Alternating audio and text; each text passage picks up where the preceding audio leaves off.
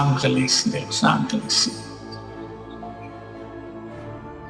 Así que decimos aquí que somos predestinados para ser como el Mesías, Jesús, sí, ese que se ha puesto de moda decir Hamashiach. Los más cristianos dicen ahora Hamashiach, ¿no? Copiándose de los mesiánicos, porque así lucimos más teólogos que nunca. Nada, hermano, usted puede decir el Mesías. Dios sabe que usted se refiere a su Hijo, Jesús, el Hijo de Dios, el Mesías. No tiene que copiarse ahora todo el mundo Hamashiach. Qué cursi, amigo, qué cursi. Hamashiach. El tema de adorar al Señor no es un tema fonético.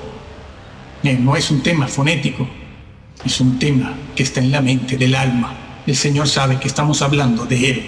A ver si los chinos también, y los hermanos japoneses, y los hermanos africanos, los vamos a obligar a hablar el hebreo.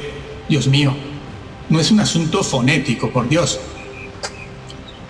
Somos predestinados a ser como el Mesías, Jesús, y cuidar la salvación. Nada de salvos, siempre salvos. No lo enseña la Biblia. Tergiversar lo enseñado en el libro de Apocalipsis sobre las vestiduras blancas y sobre el libro de la vida, diciendo que bueno, al final todos morimos con algún pecado, para darles después la razón a los reformadores calvinistas, que nadie, muy pocos saben lo que ellos enseñaron. Es causa de condenación. Están edificando con madera, heno y hojarasca, y alguno está destruyendo. No, la palabra destruir. En 1 Corintios 3, cuando dice, y el que destruyere el templo de Dios, Pablo usa la palabra templo para referirse a la persona, siempre lo hace así. Muchos están destruyendo el templo, las vidas, la fe de las personas con una doctrina errada. Serán condenados también por destructivos.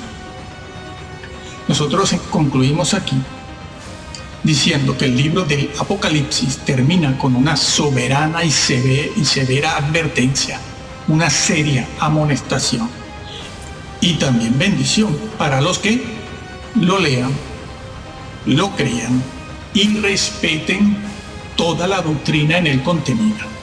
No todo el libro es simbólico.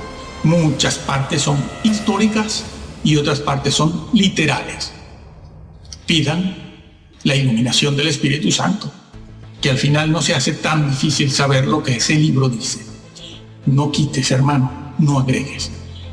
Léelo, créelo, practícalo tal cual te lo encuentras, tal cual fue escrito para todos. Su interpretación, por lo general, más de la mitad, no pertenece a una élite teológica, ni a estos modernos mesiánicos. Acércate al Señor, búscalo, ámale. Jesús, solo Jesús, en la Trinidad. Solo Jesús obró la redención, solito Él en su humanidad. Y Él es una de las personas de la triunidad. Pero solo Jesús, que en tu iglesia se hable solo de Jesús. Si hablan de otras cosas, tú también te haces corresponsable de una iglesia mediocre o de una iglesia que el Señor rechaza, como varias de las que están en el libro de Apocalipsis. Amén.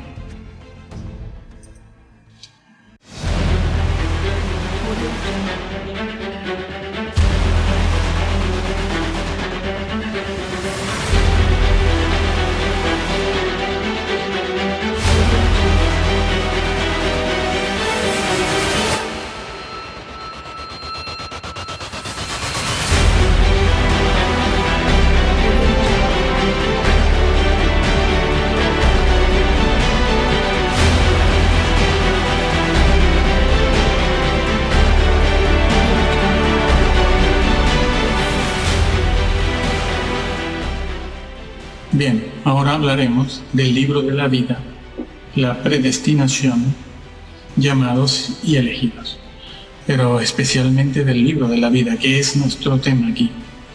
Solo se puede borrar del libro de la vida lo que ha sido escrito, lo que se escribe, se puede borrar.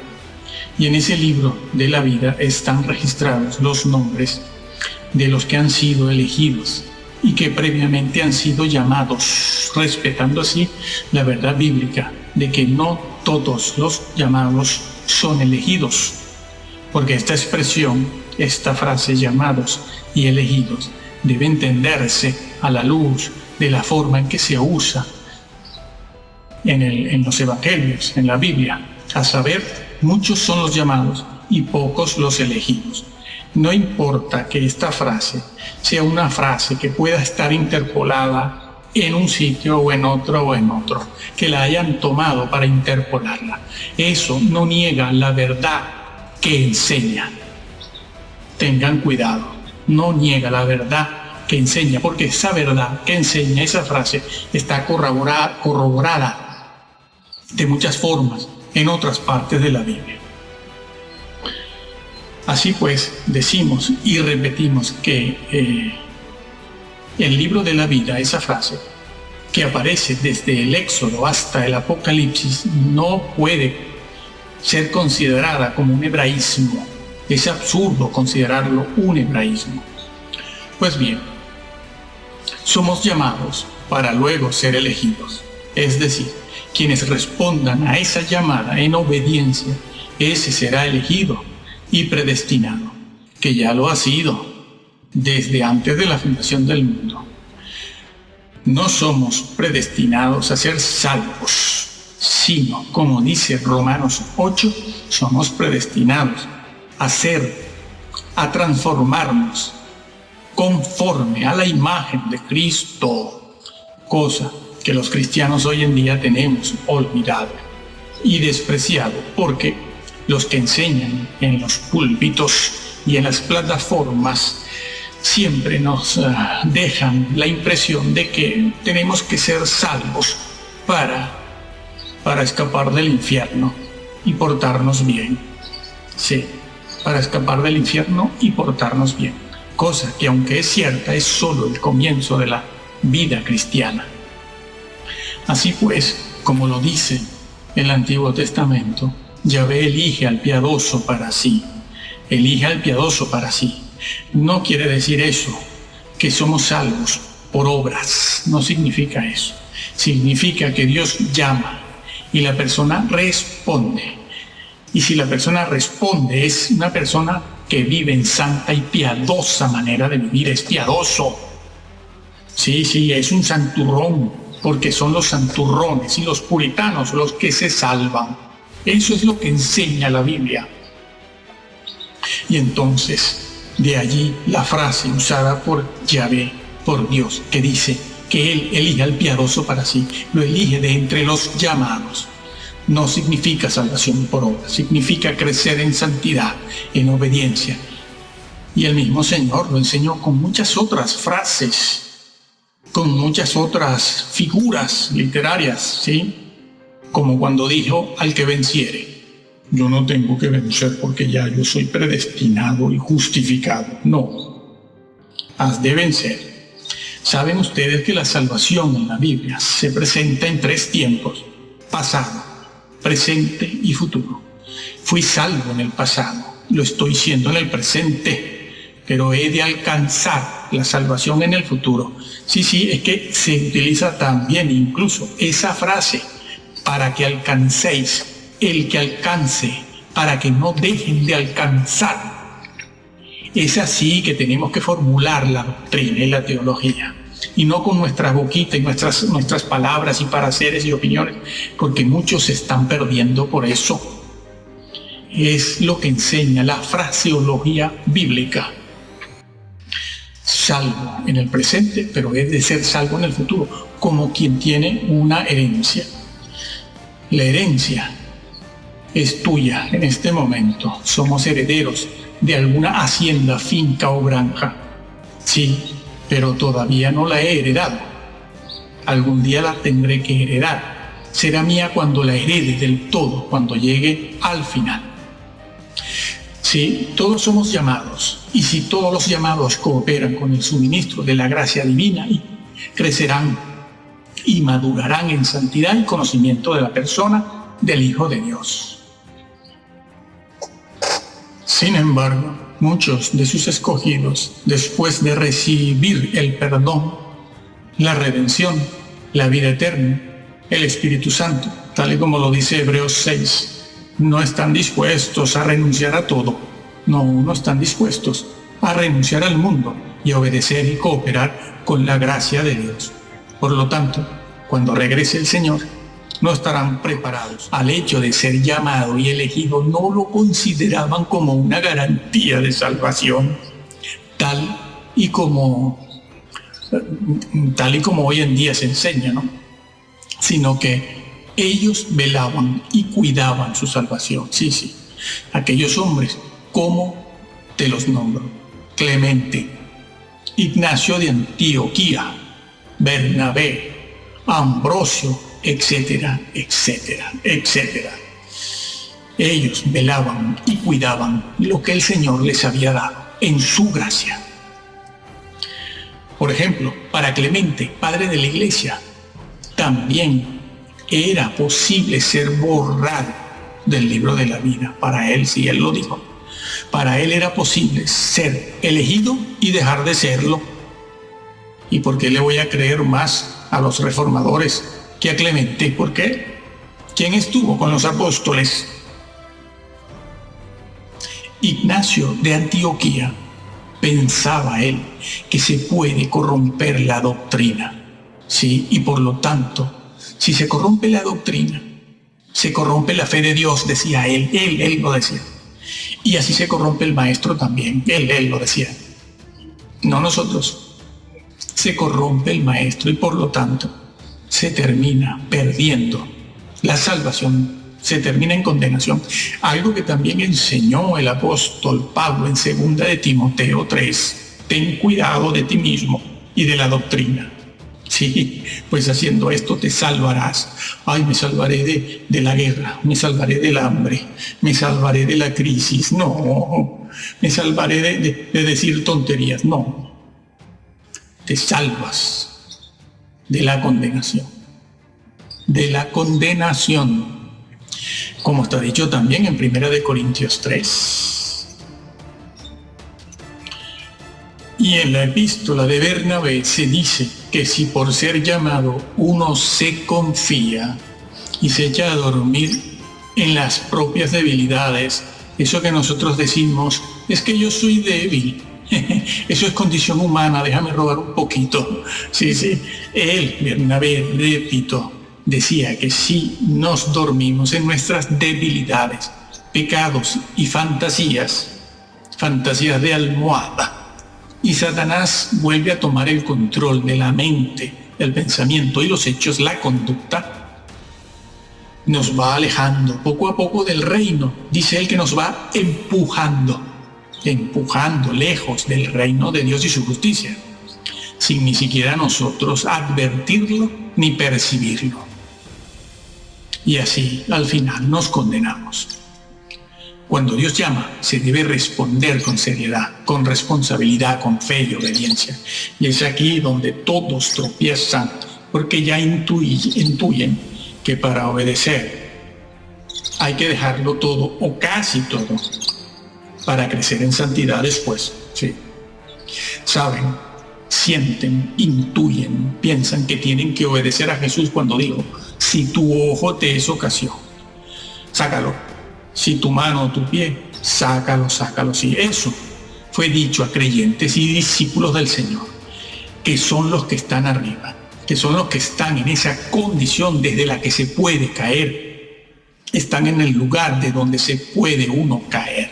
Porque los incrédulos, los ateos, los visitantes, los que reciben un tratadito, el amigo y vecino mentiroso de al lado, ese no tiene de dónde caer. Porque no es convertido, no está en Cristo, no está en la salvación. Se cae cuando se está en una condición elevada, cuando se tiene de dónde caer, es decir, de la gracia. No has cuidado, no, tu nombre es borrado. Así que saben que tienen que cortar, sí, cortar con vídeos, cortar con los Simpson, con las novelas, las fantasías amorosas, pensamientos vengativos, asesinos. No, eso de fantasías amorosas no me lo invento, eso está en Malaquías 2. Saben que después de que el Señor Yahvé denunció eso de los pensamientos en la mente, Él cerró el templo. Sí, el santuario, Él lo cerró. Él lo dijo, yo voy a cerrarlo por esto. Vuestras mentes, lo que pensáis. Dios no está metido en un rincón de la esquina para ver lo que yo hago en la cocina. Él no se ocupa de eso, sí, porque esa es la victoria que tenemos que ganar. Léelo. Nosotros tenemos un mensaje sobre Malaquías 2, nada más. Es mucho lo que hay allí, es bastante fuerte. Él cerró el templo del Señor, dijo, bueno, esto se acabó porque no se puede. Sí, hay que cortar con eso, con los pensamientos vengativos, asesinos. Estamos rodeados de cainitas en el templo. Quienes estamos en la crema y la pomada, dentro lo vemos. Saben que tienen que dejar ciertas visitas y asociaciones, votar o tirar todas las revistas que tienen o están llenas de provocaciones y violencia. Dejar la bolsa de valores, sí, amigo. No. Eso de la bolsa de valores son de esas cosas que uno dice, bueno, eso es legítimo. No, será legítimo, pero no es santo. No es santo. Y estás llamado a ser santo. Tienes que dejar al mago. Harry Potter, ¿te gusta la magia? Claro. Que tanto aman los creyentes. Harry Potter. Tienen que cortar con las fiestas, celebraciones y las opíparas comidas. Opíparas, sí. Dejar la ropa ajustadita, insinuante, provocadora, que es la llamada del sexo, en el propio templo, por los pasillos, a veces brindando, dando la Santa Cena o recogiendo los diezmos, amigo, bajo el beneplácito de cuanto pastor, obispo, cura o sacerdote anda por allí, sí. Y luego ellos mismos se lamentan, sí, del adulterio en el que ya llevan instalado a alguno de ellos, sí. Y es que saben que, como las mujeres se marchen de la iglesia porque tienen que ir en faldas largas a ver quién diezma. Son listos. En el Nuevo Testamento la elección se realiza en aquellos que hacen la voluntad del Padre y llevan fruto. Bueno, otra frase más usada por el Señor, llevan fruto. No, eso está escrito. Evangelio de Juan 15. El que en mí no lleve fruto es cortado y echado en las tinieblas de afuera. Esa frase, el que en mí, ¿qué significa? El que en mí no lleve fruto. Estos no pasan al milenio. El incrédulo, el visitante, el amigo del tratadito, el mentiroso amigo de la esquina, el compañero de trabajo o el ateo, no están en Cristo. La expresión en Cristo, como se usa en la Biblia, es una expresión, una frase con un profundo significado teológico. Resumiéndolo,